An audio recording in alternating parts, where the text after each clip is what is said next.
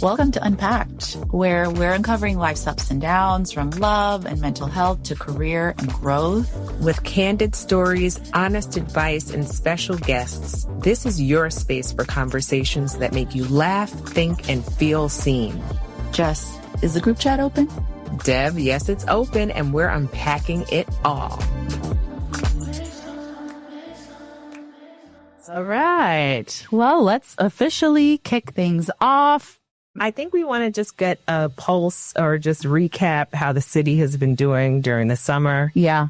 I've been basking during these last few weeks with the Knicks winning the championship, with the Jay-Z concert. Yep. Honestly, just the good weather. I mean, we had terrible air recently with the wildfires. Shout out to Canada. Hope everyone's safe. God, I had a headache for like 5 days. I just couldn't shake it. Yeah. Yeah.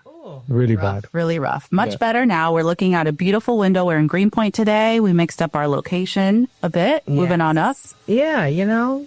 Life is a journey. It's a journey, yes. You guys have heard his voice a little bit so far. Let me give him a proper introduction. Speaking of coming off of a high of all the things happening in New York, legendary, iconic. We have our own legend and icon in the building. Snips is the founder of Barbershop Records. He's a co-founder of Livin Proof, a veteran of the UK hip-hop scene, 25 plus years of experience. And the city's most prolific DJ. I've seen him in action many times. He's amazing, plays all the hits, all the jams, gets people dancing. He also has 5 years of hosting a weekly show on London's Kiss FM, which is really cool. Mm-hmm. He has held down several residencies and has DJ'd for, little known people you guys might know, like Kanye West, Mos Def, Freddie Gibbs. Snips is a resident of New York City, but he travels globally, headlining shows in places like Dubai, Croatia, France, Hong Kong, Ibiza, Sydney, just to name a few. He's also a qualified sound engineer, which would have come in handy about an hour ago. You were setting up our equipment. The struggle is real. And then 20 years worth of transatlantic production credits, dabbling in a little bit of everything. Hip hop, of course, but reggae, house, soul, jazz, funk. He does a little of it all. And he's also a solo artist. When does this man sleep? We'd like to know. But welcome. Thank you. Yes.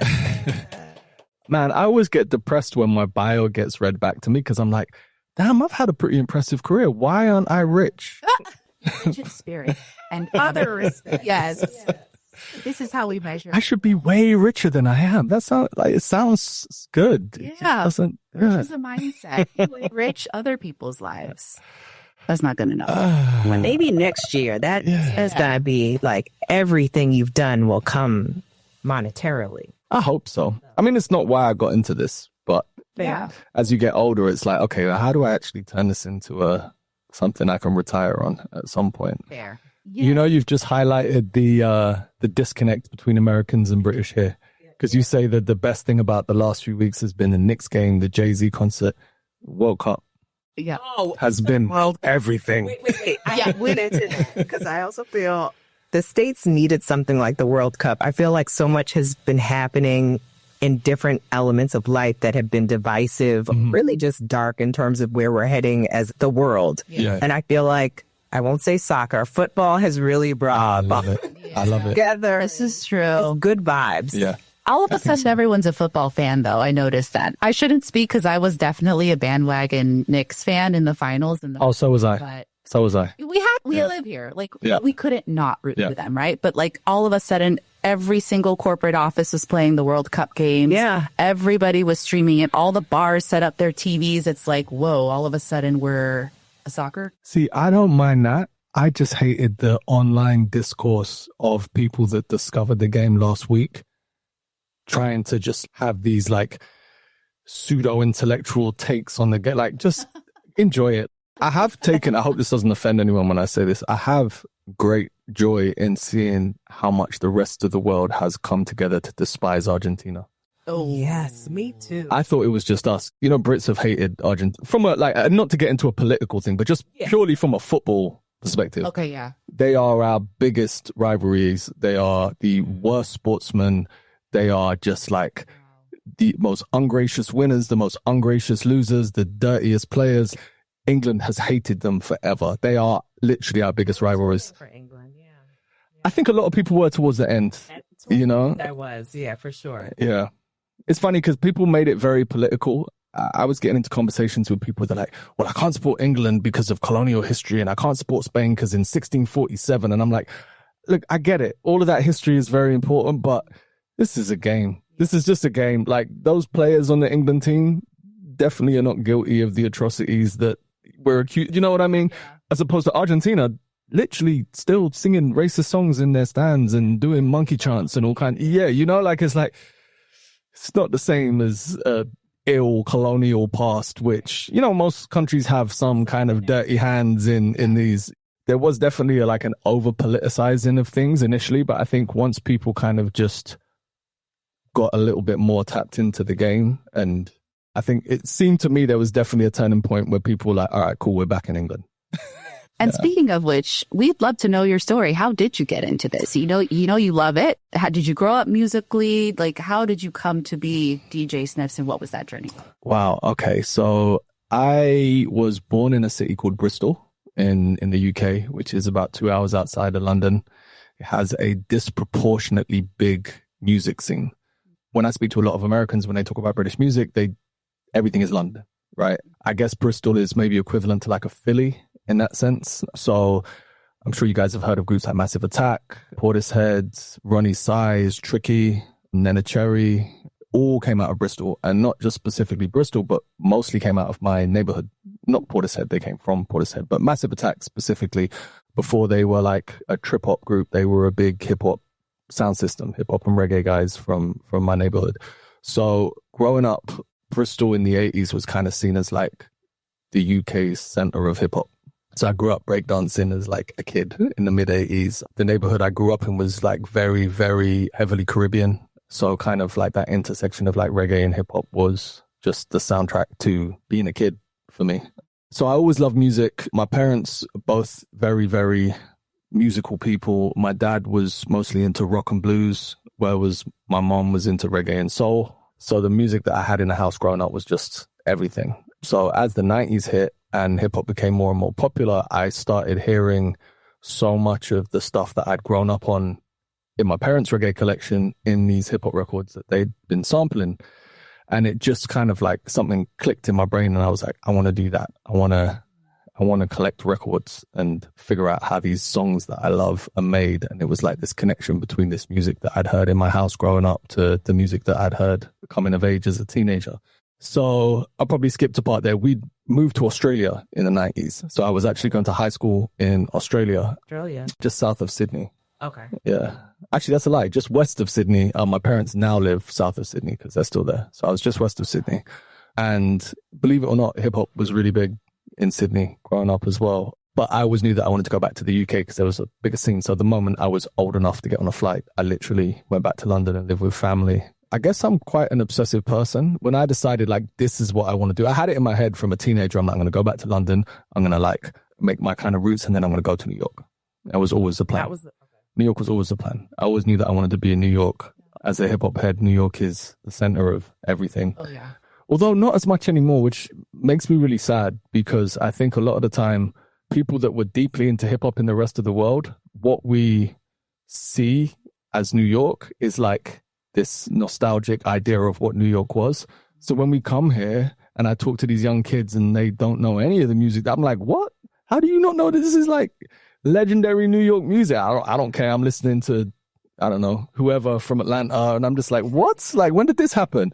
Yeah. Isn't that sad? Like, so sad. And as a native New Yorker, Jessica can probably speak to this best of just how much neighborhoods have changed, bias have changed. It is still a melting pot, but it's like so much more segregated, I would say. The neighborhoods are very specific and not as just seems diverse, watered down versus the New York that I remember. So yeah, all of that resonates. Yeah. London's the same as well.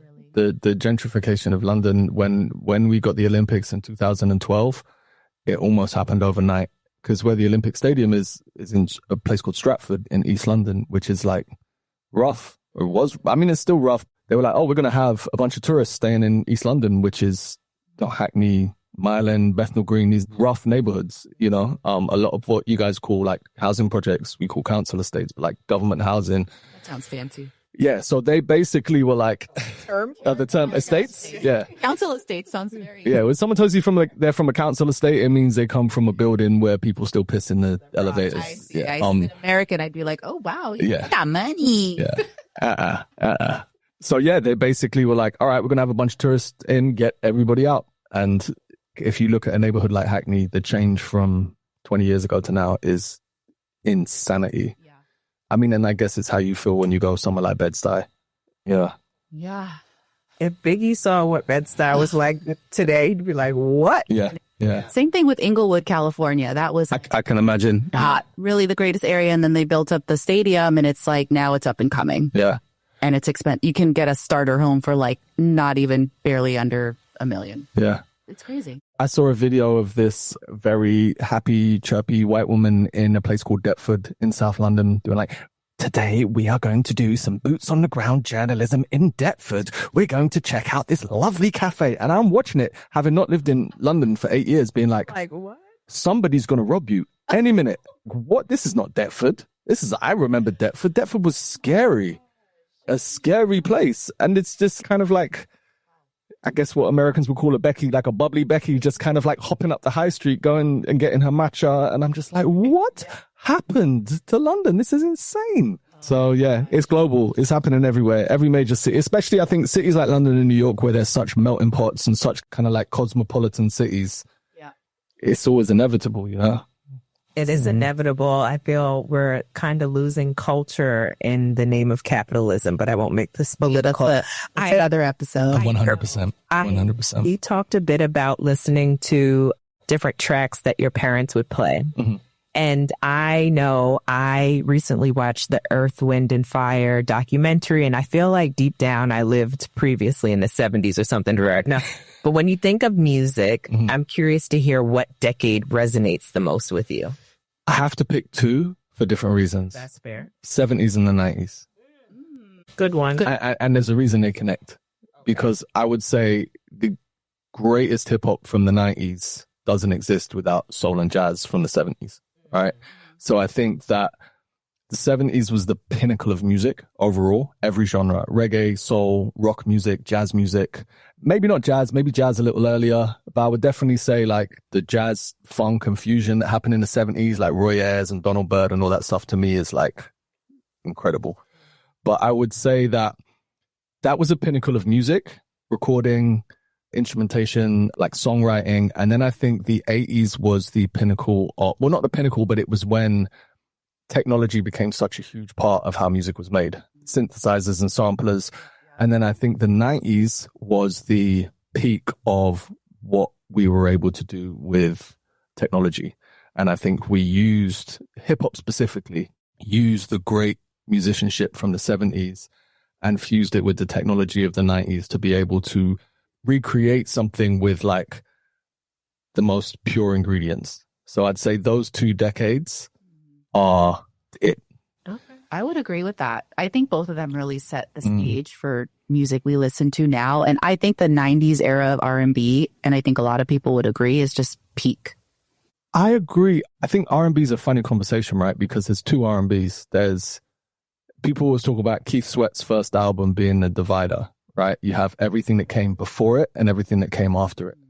So if you think about everything that came before that album, like R&B was Luther Vandross, it was Rick James, it was Tina Marie, it was, you know, and even, you know, we still consider soul music, R&B music, Marvin Gaye and Curtis Mayfield and Al Green.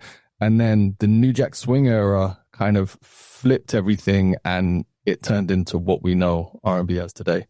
So I think when people talk about the greatest era of R&B, I always think we have to think about Which one? which R&B we talk. Are we talking post Keith Sweat, or even not just Keith Sweat, but Teddy Riley, like post Teddy Riley or pre Teddy Riley? You know, because I would say that era of when Keith Sweat came out like 87 to like 97. That 10 years was amazing.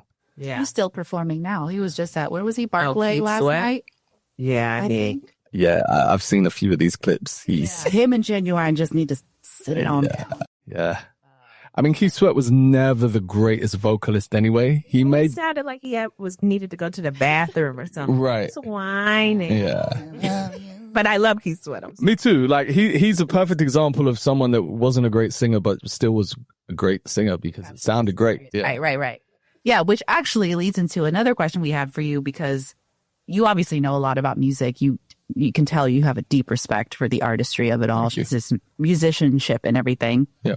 If you had to narrow it down to like a Mount Rushmore of 4 artists, be it their performance, their lyrics, their vocals, whatever, a culmination. Wow. I know. Of any genre. Any genre. Yeah. Any and all. You're not limited here. Yes. You can throw in a 5th if you want extra credit. So I'm going to give you a hip-hop artist, a modern R&B artist, as in post-80s R&B, a reggae artist, and a soul artist. Love it. This is tough. Okay. And this is just personal favorites. This is not necessarily like I know there are merit to put other people on here. Hip-hop, I'm going to say Jay-Z. I don't even know if he is the person I think is the greatest of all time, but I think as an overall performer, body of work, his discography, like everything, I think he is the perfect all-rounded hip-hop artist. So Jay-Z's got to be on there. R&B has got to be Mary J. I feel like a lot of the newer generation is going to put Beyonce, or even slightly younger is going to put Aaliyah. I mean, slightly older than the Beyonce fans going to put Aaliyah. Like younger millennials love Aaliyah. For me, Mary J. Blige is, and again, Beyonce is a better singer, but Mary has something. And yeah, for me, Mary is the epitome of 90s and 2000s R&B. Give her thigh-high boots another slot in this Mount Rushmore. Separate.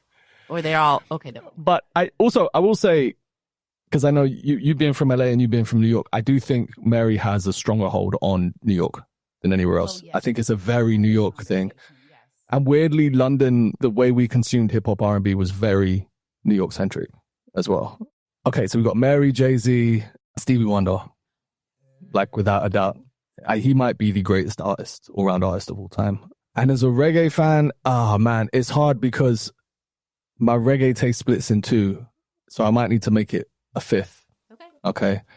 So I think Dennis Brown, I want to say Bob Marley, because obviously he's just the most iconic Jamaican artist of all time. But Dennis Brown as a singer, I think was the epitome of like reggae music in the 70s and 80s. Dancehall artist is Supercat. I think Supercat is performance, again, discography. Yeah, he's number 1 for me, dancehall artist.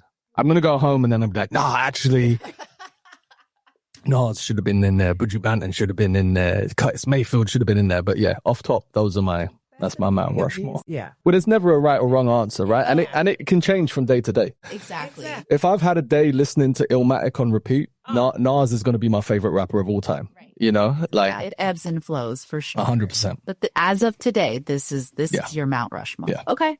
Yeah. Who did you listen to on the way here? Oh, that's a good question. What was I listening to? Hold on, let me see. Cue Jeopardy. Yeah. I was actually listening to, he's not a new rapper, but he's had a kind of second lease of life. Artist called Ransom. Yeah, he came out in the 2000s. He was like affiliated with Joe Budden when Joe Budden was still an artist. But he's kind of come back with a second lease of life, and he is out rapping everybody right now. I think he is probably, I don't know how tapped in you guys are to this kind of newer wave of very traditional hip hop, like the Griselda movement. Honestly, I'm not, but I would like to be. Yeah. Okay. Put us on, please. For sure. So, I mean, the Griselda guys, like which is West Side Gun, Conway, and Benny the Butcher, kind of like led that wave of like newer. And what it's done is open the door for a lot of the guys who were out in the 2000s who didn't necessarily get to the level that they should have got to. And they're now kind of having a bit of a second leaf. So Ransom is one of those guys, and he's next level, incredible rapper. Yeah, to check him out. He's from New Jersey. Yes, he is. Yep. Cool. Love it. Okay, I'm gonna check that out when I get home. Though I need new music that's of quality. Same. I can send you guys some stuff. Yes, please do. Please do. This is kind of a kitschy question, but like, what is your go-to song? And maybe it depends on the type of event it is. But if the crowd is looking a little stiff and you're just like, I really need to just turn this up a notch. Do you have a go-to? I play so many varied events. It really depends. I look at DJing like a bit of a Venn diagram. So it's like I've got hit this, and this, like what overlaps. And so I think if I'm in like a hip hop, R&B kind of like New York space, I think it's going to be a Jay or a Biggie record. Those are they're classic enough that older people who have no interest in younger hip hop are still going to know, but they're also well known and they're celebrated enough that like young kids who just want to hear trap music all night still are going to move to a Jay-Z or a Biggie record. They're also like hard enough that like guys who are like hip hop heads are still going to move, but also they're female friendly. They're not kind of like wild out. And like, you know, so something like Jay-Z's I Just Want to Love You or Biggie's One More Chance. Yeah. Oh, yeah. Often they're just reset the room, go to, or sometimes 80s classics like Luther Vandross, Never Too Much. Nobody's not going to dance when you put that on, you know, or like Cameo, Candy, Frankie Beverly and Maze, Before I Let Go. Like these are all records that just like, regardless of the age group, people are going to get out of their seat. I agree. Do you feel, I feel this way sometimes when people hear a song and there's a clear sample that everyone in this room would know, and they think that that current artist is the first one, and then you put them on and they look at you like deer in headlights. Like, what is that? So old. So there's an inception level of this, because often you do that and then you get people who are like, and I think it's gone from like, younger kids will know the 2010s version, but there's a 90s version that they didn't know. But a lot of the time, the people into the 90s version didn't know that it came from a 70s record before that, you know? So sometimes there's a level of inception where I talk to people who are maybe in their 30s now, and they're like, these kids don't even know that whoever sampled that from Biggie. And it's like, yeah, but Biggie sampled that from... There's levels to this. Yeah. Yeah. That's like me and my brother, because I am a millennial. I won't state my brother's age, but he is a bit older in season. So I'm like, yeah, that's the oldie. He's like, that's not the oldie. That was like sampled off of this that I grew up on. Yeah. So I can, that makes sense. Yeah, crazy. I'm curious how you feel about how the crowds and even just your audience has changed in terms of looking at the mesh of Gen X, Gen Z, Gen Y, because I also feel the behaviors and the way that we socialize and how some, I think, Gen Y, or what's the youngest ones? Alpha? Gen Alpha. Yeah, Gen Alpha or Gen Zs, just in terms of having your phone versus being present. I would love to get your take on just what you... So I think we've got to a point where like, because I'm technically Gen X. I'm just out of the millennial cusp. I was born in 79. I think younger Gen X, all of the millennials, most of Gen Zs, we all have the same issue with our phones at this point. Yeah. You know, I think a lot of the time we blame it on the younger kids, but like when I play at like Record Room, which is slightly older, the 45-year-old group of women sitting at the table, they're still singing into their phone all night, taking 75 pictures of their cocktails, you know, like they're doing the same thing I think we've all like, it's a bigger problem than an age group problem at this point. I didn't mean to single out the women there because the men are just as bad, by the way. Thank you for saying that. Yeah. It manifests in different ways, but women will do the pout and sing into their phone. Men will do the slow motion walk into the club, you know, looking down in the camera. Yeah, it's all very cringe. Yeah, all very cringe. I think especially in hip hop or like hip hop adjacent kind of circles, there's a really weird obsession with age. So I actually think we have a problem with Gen Xers and older millennials behaving in ways they think is how they're supposed to behave in order to keep them relevant amongst Gen Z audiences. Which is why I think a lot of that behavior kind of exists beyond a certain age and why it's a bit blurred. But overall, I think the significant differences, and I'm going to loop older millennials in with younger Gen X here. I think we came up in a time where you didn't have to be able to sing every single word in order to enjoy a song. You could even hear a song that you'd never heard before, and if you liked it, you'd still dance to it. Yeah. I think the younger the audience has got, the shorter the attention spans have got, and the more it's like, I want to hear what I want to hear now. I want to be able to sing all the words. Yes. If you're not offering this to me immediately, I'm going to stand in front of you and put my phone in your face until you do what I want you to do. Like, there's a level of entitlement. You know, it's back in the day, you might be like, oh, I've never heard this song. You might go to the bar, you might dance, you might just be like, oh, what is this? You know? Now it's just like, I don't like this song, change it. You know? It's like the entitlement of the younger people in clubs is absolutely insane. I've never thought about that. I've never seen that in action, but I'm sure it's always usually directed at the DJ. Oh, 100%. They get that fold. It is absolutely insane, the stuff that if I told you some of the things people have said to me while I've been DJing, it's just like, A, it's rude, B, it's always like so ill-informed. You know, I've had people demand I play 90s R&B while playing Mary J. You're like, this is 90s R&B. Yeah, but what they mean is 2000s R&B. You know, what they mean is 106 and Park R&B, rather than like, you know, like they want to hear Ciara or, you know, Mario. That's not the same as 2000s R&B where we're talking like Tidra Moses or Kofi Brown, or like, you know, it's a very different thing, and different age groups consumed it differently, right? You could play a Tidra Moses record next to a 90s Mary J record. Yeah.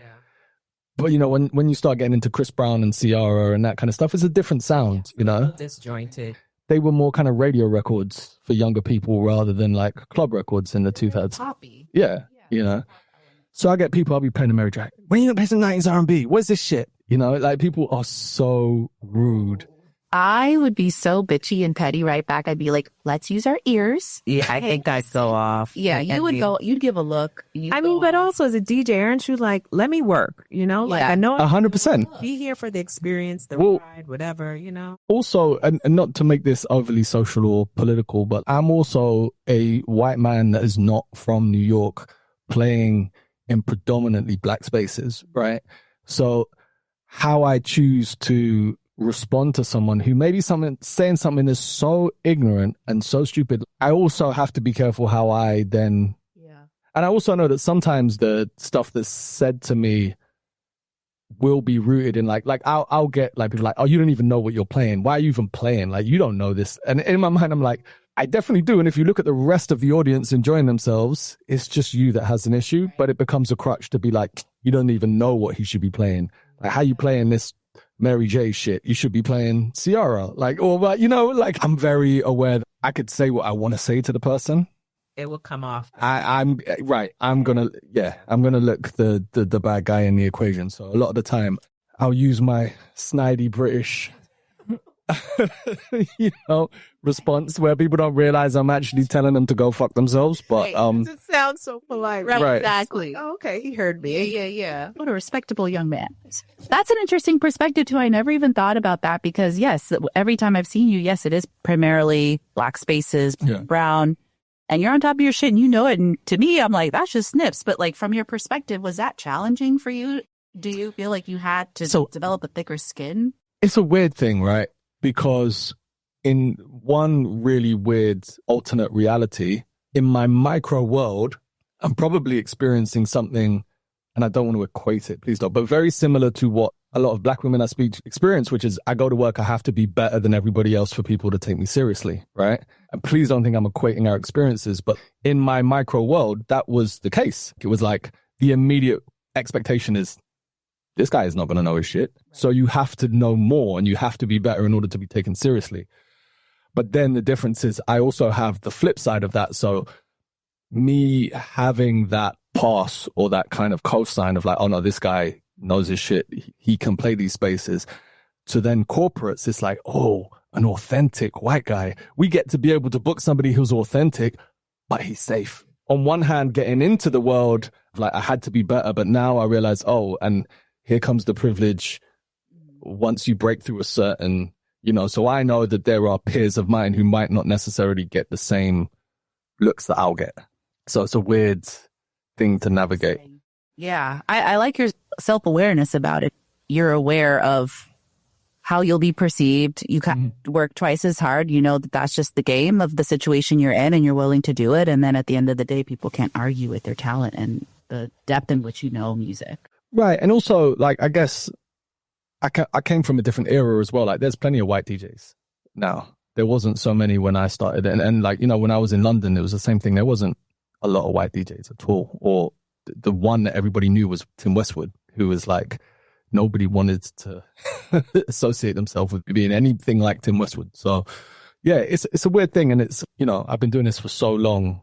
I know how to navigate the space in a way that's like respectful, but also I guess the toughest thing for me is, and I have this conversation with a lot of my peers, where I'm like, now I'm in a position where corporate money starts coming on the table. Like, I don't want to be the guy that's using that kind of my privilege to go and make that money off of something that I've always kind of like cared very deeply about.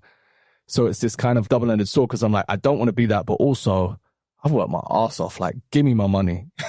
You know what I mean? Especially if it's coming from like corporates who have zero investment in culture. Like, yeah, let me take your money, you know? So it's a weird thing that I'm not overly comfortable with how to navigate that yet. So when you mentioned, we mentioned as well, you have several residencies. Taking it back to when you first were like, this is what I'm doing, this is my career, I'm doubling down. What are some of the milestones for you back then? Was it to get a residency? Do you feel like you've hit where you think success is? Is there more that you're trying to achieve? Oh, absolutely. Having a residency anywhere where you are the one DJ for the night is like a rite of passage. I think a lot of the time now you see these lineups of like 5 DJs and everybody comes on and plays an hour, and their hour set is the same as the last DJ. Nobody knows how to warm up a room. Nobody knows how to close out. So I think having a residency where it's your job to warm up, to play the peak of the night, to kind of take the night on a journey, and then to close out, to play some slow jams at the end or some reggae or whatever, like have that experience to do that, I think is the rite of passage to become a DJ. So I think when I first started to get bar residencies where it's like, yeah, I'm on from 9 till 3 a.m., that was where I was like, all right, now I'm a professional DJ now. Do you remember your first residency? Oh, I don't actually. What about the feeling when you booked it? How did it make you feel? I don't think it came from an initial like, oh, this is your residency now. I think it came from like, I'm covering someone, oh, they need me to do it again. And then suddenly it's like, oh shit, I'm now doing this every week. There was a handful of clubs in London. I can't remember which one I did first. A place called Attica, a place called Satay Bar in Brixton. Actually, I think Satay Bar in Brixton, that was my residency where I felt like, all right, I'm here. Because it was also, you know what the bars are like in the city. If you get like a residency in Times Square, it's like your audience is just whoever is in the bar, right? Satay Bar was the first place I played at where I'm like, oh, this is my crowd. This is my crowd. This is a crowd I want to play to. This is the crowd that are getting to know me, and I'm building up a following. If I go get another residency somewhere else, I'm going to take part of these people with me.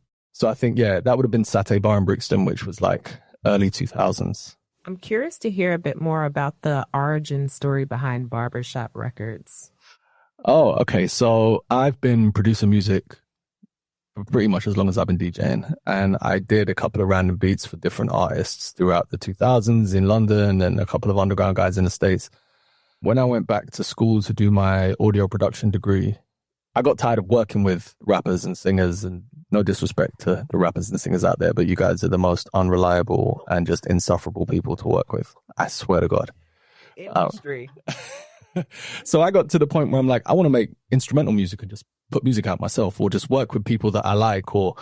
And I was making this song, and there was a poet that I knew, and he put this YouTube clip out of him doing his poetry. And I was like, bro, can I take that a cappella and make it into a song?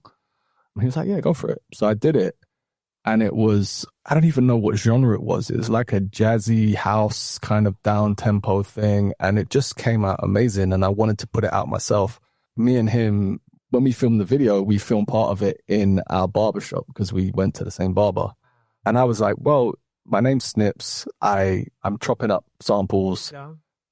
I might as well call my studio the barbershop because I'm essentially cutting and snipping. And so I was like, I'm just going to register my own company and start a label and just put my own stuff out on my own label. And Barbershop Records just made the most sense. When did you officially create it? 2018. And it is a record label, but it's essentially just my platform to put my music out. Yeah. You know, like I haven't signed anybody, or it's not a functioning record label like that. It's literally just it's yours. A stamp for me to put my own stuff out. Yeah, I love that. I'm curious. We talked about DJing, the residencies you've had. You've also given me a few refreshers or lessons in terms of artistry, collections. Talked about Barbershop Records. Do you consider yourself, if I say, hey, Snips, do you consider yourself a DJ or more of a music curator? Or how would you even kind of describe? That's a good one because there's a huge debate over this at the moment. Like, oh, I'm a DJ, I'm a selector, I'm a curator. And I'll be honest, that tends to be people that don't know how to DJ that tell you that they're a curator or a selector. So is that disrespectful to call someone a curator? No, not at all. I mean, I guess we are curators, right? We curate events, but I think, so yeah, I mean, I would consider myself all of those things. I very much hang on to the title of DJ because I feel like it involves a skill that most people can't do.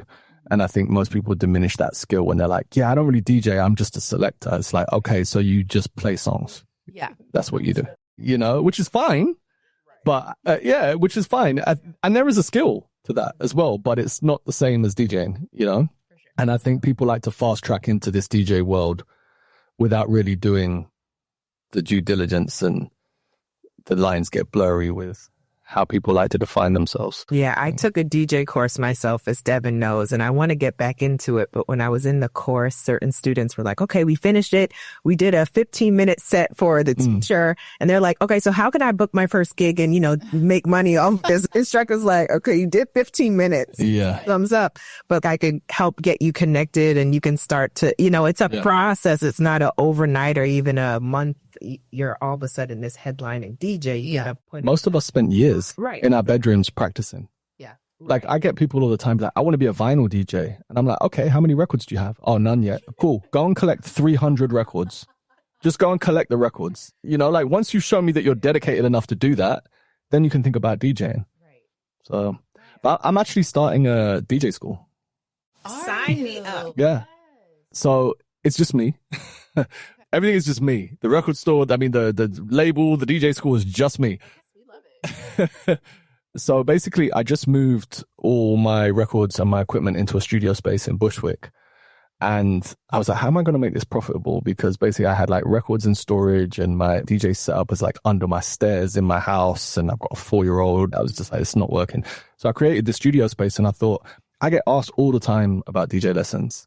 So I might as well use this space to start teaching people. And I have years experience teaching as well. And I have the degree in audio production, but I also used to work in London as a tutor. So I know how to put together full syllabuses for courses. And so I'm actually going to do that and start offering 4-week courses and stuff like that. That's amazing. But I'm going to skewer it to more so vinyl. So I'm going to have that as the root of what so it's not just going to be DJing, but it'll be like production, understanding how to make edits, DJing. I mean, I'll also do digital as well, but I want it to be, because there are a million digital schools. And like you said, it is mostly for people that like, all right, cool, this is how you use the software. Go and get yourself a booking, you know? These are the fundamentals. Right. I'm like, I actually want to really teach people about the first lesson. We won't touch equipment. It will be understanding song structure. I really want to teach people what this is, not just learning how to use a piece of software on a laptop, you know? It's a college course. It's not like an online, you know, quick and easy. Exactly. So I'm going to put together a few different courses, you know, because with the vinyl stuff, a lot of the people that I'm going to get are working digital DJs that want to learn how to use vinyl. So obviously they're coming in at a different level than a hobbyist or somebody that just, you know, is interested. Or so I'm trying to come up with a few different course structures for it. But yeah, that's my goal this year. Very nice. Yeah. And I love that you brought up the vinyl work, because I know you have a YouTube series now called Vinyl Sessions. Yeah. So tell us a little bit about that. How can we find you on it? That's Snips Music TV on YouTube. I've been a bit slack the last few weeks moving into the studio. I haven't had a chance to do any new ones, but the whole concept of it is just picking a genre, or not just a genre, but even a specific subcategory genre, like something random, and just playing those records for an hour, just pulling them off my shelf and doing a mix of those records. So far I think I've done like 7, and it's like 80s Quiet Storm, and the next one will be like 90s Dancehall, and then there's mid 90s indie rap records, and then it will be like 70s boogie, or like it's just totally just random, like very specific sounds where I just go deep into a particular rabbit hole. I think should we segue into a game? Let's do the game. You love games. I'm on. I'm down for this one. Rapid fire. All right. Okay. Let's see. First thing that comes to your mind. Yeah. Who is extremely overrated right now? With all respect. Yeah, respectfully. Oh, I'm not listening, so it's fine. I hate that one to say it. Pusha T. Really? Yeah. I was not expecting Me that. either. Can I give some context? Yes. Please. Before they come for us. I'm a huge fan, for one. Yeah. Don't backpedal. No. I'm a huge fan. I love Pusha. I'll tell you why I say he's overrated.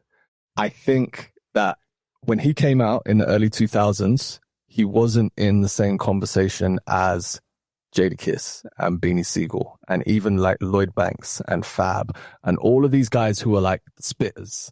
Not necessarily the most popular guys, but the spitters. Pusha was never in that conversation. And I think, and he's got better, but I think the bar has also got so much lower that he is kind of like one of the last men standing from that was still kind of putting out bigger mainstream records. So I think he got rated as being like, oh, he's one of the best. And I'm like, he's great. Don't get me wrong. He's great. I'm a big fan, and people are going to be like, oh my God, how can you put? I'm not this. I love Pusha. I have all the albums. I listen to Pusha. I think the way he has been heralded as one of the greatest of all time, I think is a stretch. I don't think I've actually heard that about Pusha T. He's the greatest of all time. I haven't heard that conversation. In the inner circle. Yeah, in the like the kind of hip hop bars kind of like, I think there are a lot of people that can out rap Pusha. Fair. For sure. I've heard that. It's like, oh, finally a real rapper's coming out with stuff. And it's more recently, I think he's been given a lot of praise. Yeah. I think, you know what it is? You get this sounds really bad, and I don't want to say this to... You're in it now, Snips. Just say Oh, God. You got smart rap for dumb people, and then you've got smart rap for smart people, right? That sounds so bad. I don't mean smart. It's, oh, God, this is going to get me cancelled. I'll tell you what I mean, right? So... See, when Doechii came out, she's great. Yeah. Everyone was like, oh my God, this is the most so creative and it's so boundary pushing and it's so forward thinking. And if you're deeply invested in hip hop, it is, but also there's also other artists that have been doing that didn't get to the point. And the reason she got rated so highly is because if all you're listening to is Sexy Red and City Girls, and then Doechii comes out, you're like, this is amazing. Do you know what I mean? But it's like, if you've been listening to Rhapsody, yeah, this is good and it's creative and it's got a slightly more mainstream twist, which is why it's going to get rated, but it's not as boundary pushing as it would seem if what you're listening to is like bottom tier, right? Right. So I received that because I think I fall into that. I'm not a dumb person, but I think that, yeah, I need to take away that smart dumb because that was really offensive. And I admit. Oh no, I didn't take it that way. But I think when you think of a Doechii, I'm like, oh wow, she's coming with the lyrics. Yeah. Whereas to someone else who's either, and no respect here, but like they're either an old head or they're really down and know their music. Yeah. I'll be like, yeah, she's cool. She's cool, but we've heard better. Yeah, to me, I'm like, oh, this is crazy. But I have to ask on the heels of that, where do Drake and Kendrick fall for you? Since we're here, let's go there. I despise Drake, honestly. Why? I think he's incredibly talented. I actually think, and a lot of like quote unquote real hip hop heads don't like to admit this, Drake can rap his ass off when he wants to. He can rap. I actually think that Drake could out rap Kendrick in certain instances, right? Yeah. I think Drake is an incredible rapper. I think he chooses to not always show that in his music. And I think he is so corny as a human being that it just makes you not want to take anything he says seriously. That's where I'm at. Yeah. So if you're just talking bar for bar, I think Drake's an incredible rapper. I just do not like him. Kendrick, I thought Kendrick's first two albums, official albums, not the mixtape, the Good Kid, Mad City and Pimp a Butterfly, I think two of the best hip hop albums of the past 20 years. He kind of lost me after that, honestly. Not that the music was bad. I kind of tapped out. Fair. All right. Who, on the other side of things, who do you think is not getting enough hype? Oh, see, this I could go forever. I think Rome Streets. Rome Streets, Rome Streets. He's an artist from New York. I think he's making some of the best music right now. And I think he's bar for bar one of the best rappers out there. There's another kid from Coney Island called Euro Droog. Again, he's got a pending album coming out with Madlib. Again, bar for bar, incredible rapper. I think there is a whole wave of New York artists that are really making New York music. And I think people are so stuck on mainstream kind of like hype that they're getting overlooked. I mean, they're not getting overlooked in the right circles, but I think there is no reason they shouldn't be getting Hot 97 airplay or, you know, and they're not. So, yeah. Snips, what happened to interludes, do you think? I just think of a few songs and I just start with the chitter chatter at the beginning. Yes. It led to the actual song. Like, what does happen to those? And do you miss them or are you good without them? Oh, man. I think when they're done right, I love interludes. Can our generation with the short ass attention span that we have, can we even handle interludes at this point? I don't know. I'm a little... Maybe not. They'll just be like, get to the song already. Get to the 1 minute song. Like, yeah, exactly. Make it a TikTok audio. Yeah. Yeah, I don't know. My favorite interludes were the De La Soul interludes on the first De La Soul album and then all the Mad Rap interludes on the Bad Boy albums. I thought they were genius. Those were, yeah, on your ones. He who shall not be named. Yeah, but I guess if it's fitting and has purpose, then we'll rock with it. But I feel like they've gone away. Yeah. What happened to music videos, do you think? I feel like there used to be music videos that were almost productions, movies, Little X, etc. That's gone out the window. How do you feel about that? I think everybody has access to a camera. And people don't want to watch a full 3-minute video anymore. They want to watch a TikTok video. Yeah, short so content. Even when people do make videos, they're shooting them on their iPhone. Look pretty good. And they do look good. And they're just looking for that 30-second clip within the video that's going to go viral. Yeah. Everything is made with the intention of what is the 30-second clip that can go viral or 15-second clip. Even DJ sets. People will go to the club and film their set and it will be shit. But there's like, as long as I get that 15-second clip of playing the biggest record and everybody's wilding out and I put that on my TikTok, that's going to get me more bookings. Times have changed. That's real. Okay, you want to do the other rapid fire questions? Yeah. Okay, so with each thing or scenario we share, would love to hear what song is perfect for it. Okay. So getting ready for a night out with the girls or the guys, what is the right song? I'm bad at rapid fire. I should be quicker than this. You're giving it thought. There are many. What's the last thing you put on before a night out? Oh, it's so weird to me because I put stuff on that just makes no sense because I know I'm about to go and hear all those hype songs. I'll listen to like Sade before. Yeah. And Grounded. Yeah. All right. If I'm gonna go out and get ready with my guys, see, guys, we don't really do this like girls do it. This is true. We don't really get ready together and like listen to songs and like. True. You just go out. Yeah, maybe you know what? Biggie and Jay-Z, I Love the Dough. Oh. That's a good one, yeah. What is that, Angela Winbush? Yes. See, that I remember listening to in cars, like going to the club when it came out. Yeah. Love it. What about for a romantic night in with your partner if you're trying to get some sexy time in? Oh, romantic or sexy time? Go with either one. Come to mind. You already gave us some Sade. Jodeci Fiendin' is a... Ooh, every single... Yeah. Okay. Changing Faces, Stroke You Up, Keith Sweat, and Cut Close with Get Up On It. Oh, okay. Gotta have Keith Sweat in there. Yeah. Okay. Yeah, not much romance in my selections there. This is sorry. A good vibe, though. Yeah, no. What about getting over a bad breakup? I hate you so much now. Khalees. That's an option. I mean, it's got to be Junior Mafia. Fuck bitches, get money, right? This is...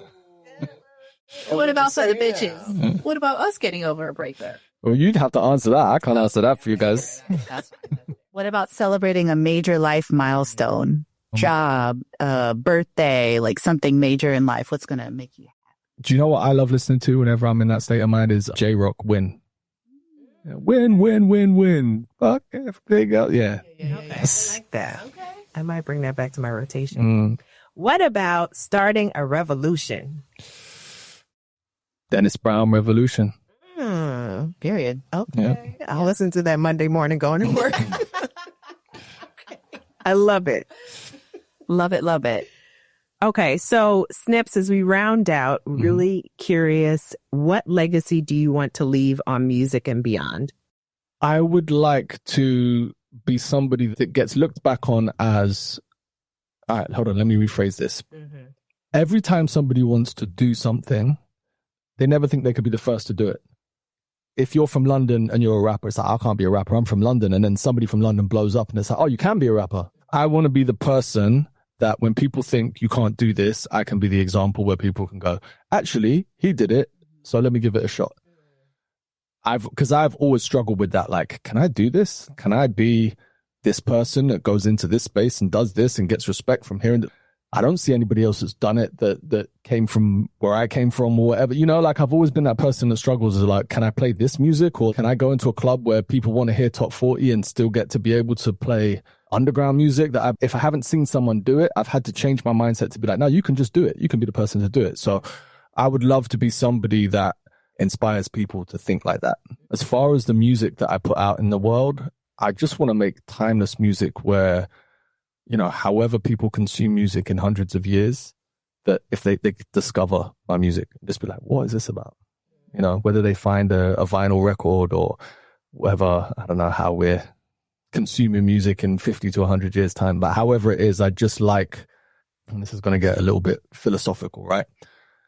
I believe heaven and hell are concepts of knock-on effects of what you do while you're on the planet, right? So I don't necessarily believe we go to a place in the sky or a place under the earth.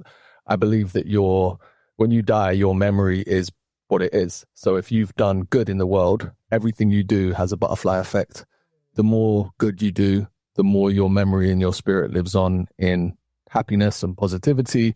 The more bad you do, the more it lives on in people's pain and suffering and all the rest of it, right? That's my personal belief in the concept of heaven and hell. So I see that with music as well. What am I putting out there? Because my actions and how I talk to people or whatever has a knock-on effect, but my music is actually going to exist when I die. You know, it's still going to be there. So what effect is that having? What inspiration is that having on people? And I just want that to be positive because I feel like that's where my memory will continue to thrive. I love that. I love that.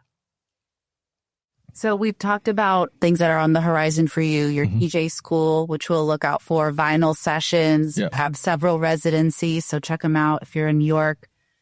Outside of that, what is next for you? What can we look out for from you? I just want to be releasing more music, more production. I have a EP. So a very close friend of mine who I've worked with forever, he is in a group called SAS, and they were the first UK guys that were signed to Rockefeller back in the day. I don't know if you were, I know you were a New York guy. I don't know how deep into Dipset you were, but they had like from Harlem, and I interned for Rockefeller Records. Wow. Okay. So I met ODB at one point. Oh, wow. So basically Cam and Jimmy had a UK duo that they were working with called SAS. I feel like I've actually heard some of their music. But probably, yeah. They were on the second Diplomatic Community album. Yeah. So they're two brothers, Mega and Mayhem. Mega's me and him have done a solo EP together that I've produced. So we've just dropped the first single for that. So that EP is coming soon as well, which, I'm going to get behind heavily. Well, you got a lot going on. We're so excited to see new music and new projects and everything from you. So just remind us, how can we find you on YouTube and also on Instagram? Everything is Snips Music. Love it. Yeah. SNIPS Music. YouTube is Snips Music TV, but my website, Snips Music, TikTok, Instagram, everything Snips Music. And where can we find you DJing on the weekends? So every Thursday, I am at Record Room. I run a party called The Early Check-In with my partner, Carl Brissot, which has just gone crazy, honestly. Yeah, so that's the main thing on Thursdays. But then I have different residencies, like monthly residencies. I do Dick and Jane's every second Friday night in Bed-Stuy. Okay. I do Millie's in Bed-Stuy, second Saturday of every month. And then I have a few other random things. I do Daya in Flatbush. I do Myth in Flatbush. I do Jeans in the city, usually once a month, which is a little bit more kind of like up-tempo bottle service type of vibe. And then other random things. I'm pretty much doing something every Thursday, Friday, Saturday, and then off on Wednesdays. So He's booked and busy. I am booked and busy. Yeah, too busy. What a blessing. Oh, it's a blessing. No, it is. It is. Yes, we're so happy you made time for us. Yes. And Snips, thanks for No, I appreciate it. And sorry I was late. all good. We didn't have to say that out there. Yeah. Thank you, DJ Snips. Thank you for having me.